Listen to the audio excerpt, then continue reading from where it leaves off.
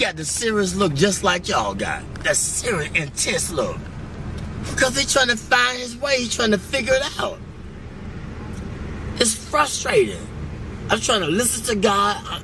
I got my own flesh and my pulling me here, my own desires, my family, my friends, all these things is distracting me from the truth, and it's difficult to give in, especially when you're young, man. But if you can go through it, you'll come out like gold. If I can go through the fire. They don't want to go through the fire. They want to hit the lotto and go to Jamaica and the Bahamas and do their own selfish thing. But he said, if you wait till I exalt you, I give you the desires of your heart. But it's difficult to wait because everybody in a hurry. Technology, it's fast, it's in a hurry. They're angry, they're frustrated, they ain't got time, they're on the cell phone, they want to text message you, y'all in the same car, you gonna text message him, he right there. You know what I'm saying? Everybody in a hurry, I don't know where they going, but when they get there, oh, they gonna be sorry. The faster you try to get there, that career, that money, and you're gonna figure it out that, man, it was the journey. It was not the destination. You was in a hurry to get there, to come up, to be this, to be that. And when you get there, you're gonna feel discouraged more than you did before you even started to get there.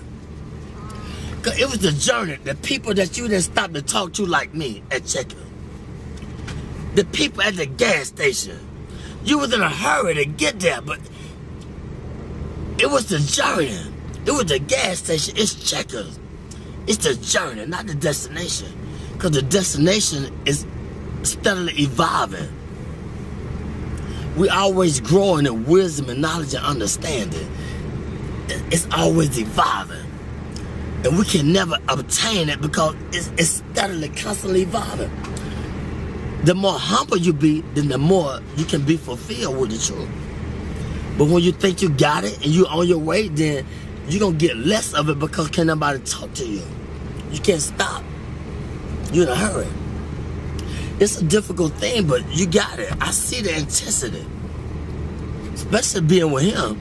He ain't nothing to play with. Then he talking to me, and you seeing it, you like, wow.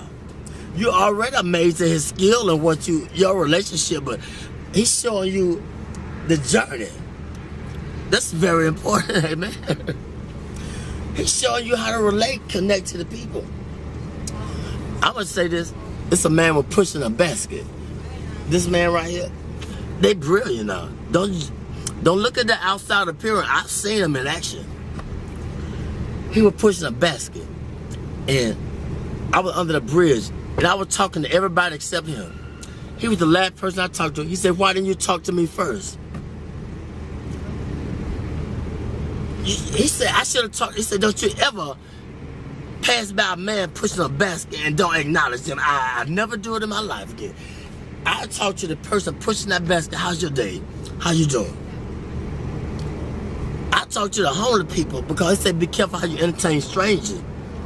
And most people that came off the street and they got their career together, they won't even let you know that they've been through it. They try to act brand new. It's a testimony. What you go through, it's for us to inspire somebody else. It's for me to pull the weak ones up. It's for you to pull the weak ones up. We don't go through this because of our own selfish reasons. We go through this to give them a testimony of how far God has brought me. It was never about me. I thought about me. Why I'm going through this. He said, back up, man.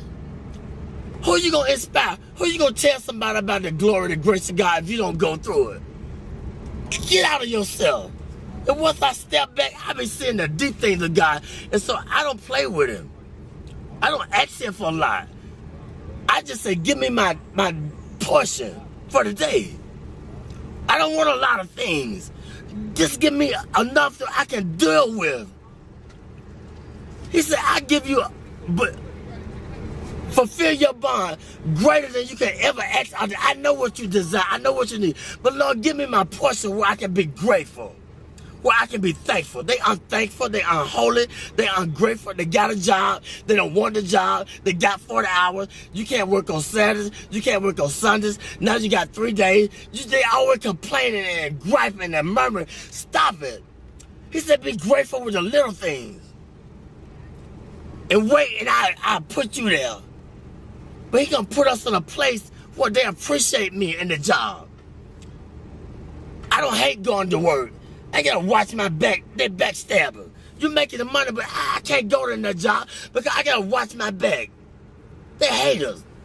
Put me somewhere where I love going to work. I can get up and they appreciate my work and I blend in. God say, I'm gonna put you there, but if you wanna get it, go ahead and get it. What do you think about haters? That's a part of the balance in life. They hate. They don't know why they hate. Tell them why they hating sometimes. They don't know they hating. It's just standard thing. They get angry. He taught. Every way when he taught them. They hate. They don't even know why. Because they don't about to teach them. They don't about to take time to let them know why they doing things they doing. And that's the whole purpose of life. Let them know what they doing wrong if you see it. I always knew I was doing wrong. What about when they showed me long suffering? What about when they forgave me, but I can't forgive him? He did. He made a promise. I made a promise. I didn't fulfill it. They didn't go off on me. Well, I got to go off on him because he didn't fulfill his commitment. That's wrong. You got to teach. They don't know. The only God they know is through you, through your experience. They don't know about church because you can't go to church because it's a business. And all the church people, it's a clique, it's a club. And they done forgot about God, it's a business. Look here, it's just the world. Ain't nobody being bold and talking about God because don't pray in school, take the prayer out of school, all these things, it's the world. We're getting in a time where God is not popular no more. And if you talk about it, I don't believe in Jesus. I don't believe in God. I believe in this. I don't care what you believe in. Let my spirit speak for me. Let my action. But it was a time when I was just a hearer and not a doer. But it got to balance out. You got to go through the fire in order to be a doer too. You're going to be a hearer, then you're going to be a doer. But don't let people throw you off your journey. You can't beat nothing. It's between your relationship with God. They can't understand you all the time because you're trying to figure out your way. I'm trying to figure out my way. I can't prove nothing to them all the time. I don't need them to figure me out. All I got to do is just be patient and do what was in my ability, my boundaries. I don't need to outstep my boundaries. I ain't got to prove nothing to you. You didn't feel me? No. You gonna feel me. I can't put the expectation on you. I don't always feel me, understand me. So that's wrong. Be humble. Acknowledge him in all your ways. When I do wrong, I said something wrong to offend you, forgive me. I got to say it right away, get it over with. If I offend somebody at work, look, if they persecute me, look at God trying to strengthen me to show them who I serve. I say I believe, I'm working with it. Well, teach them. They don't know. They don't know why they're doing that to me. Let your light shine among men. They might glorify your Father in heaven. It's real, man. I experience it all the time, 24/7. But I asked for it. I wanted to be a preacher when I was 6, but I didn't know the price I had to pay. Much wisdom, much grief, much sorrow. Ain't no other way you're going to get it. But if you can just go through the fire, you'll be like gold.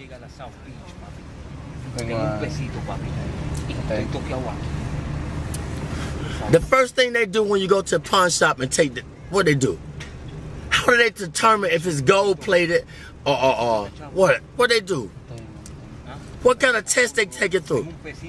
When you take the jewelry to the pawn shop, how do they determine if it's real or fake? They put it through the acid test. They put the fire upon it. This is how we know if we're real or fake. We're going to go through the fire.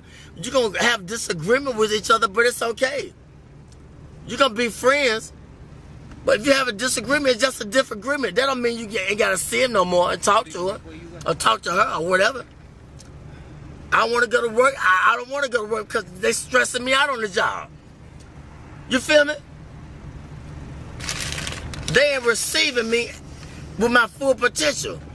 And I don't know why I don't want to go to work. I got to understand why. Why I don't want the job? Because something ain't right. And I got to acknowledge it. I ain't going to sell my soul for the job. God said, I'm trying to put you over here, or I'm trying to let them know through you, let your light shine. But I'm hating on them because they ain't feeling me. They don't understand me. Amen. You got to teach them. You see how they flee? Yeah. They want $1, want $0.25. He could have got everything that he needed if he just would have been patient, but it's okay. You recording this? Yeah. It's okay. I'm telling the truth. It's all right. I thank God for you. Y'all are blessings to me. A true blessing. I ain't got nothing to hide. My burdens are heavy, but when I'm weak, he's strong through me. He speaks through me. The weaker I get, the more frustrated I get with my life, and I did this, I did that, then the more he speaks through me, the more he takes control of me. That's just where he wants you at. Get frustrated. That's when he gonna speak through you.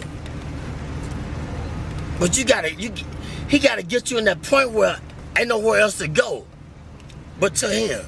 He said, those that I love, I correct them. I chastise them. When you go to jail, it's called the Department of Correction, Rehabilitation. But we get mad at the correction. He said, if I didn't love you, I would correct you. He could have took our life.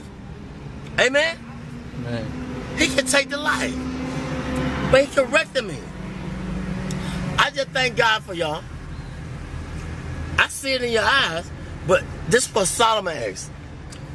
Solomon was the wisest man that lived. He had everything that man could desire. But one thing God said, leave the foreign women alone. But he couldn't understand why he had a desire for the foreign women. But see, the Lord knew that they were going to turn his heart against him. They were going to make him idol worship and build a God. But he didn't understand it. And I'm going to say this, the preacher, he searched the world out. He said, I want to know the basis behind wisdom and knowledge and understanding and foolishness. See, you can't know wisdom and knowledge and should be a fool, but we don't want to be foolish. That's the only way you're going to get it. You got to be a fool first. How you going to know a fool when you see a fool? How you going to know foolishness if you haven't been foolish? Foolishness, it comes with, it's painful.